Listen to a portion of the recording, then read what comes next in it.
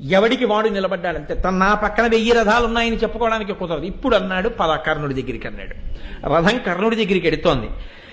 శత్రుంతపుడు సంగ్రామజిత్తు, ఇందులో శత్రుంతపుడు కర్ణుడి యొక్క తమ్ముడు.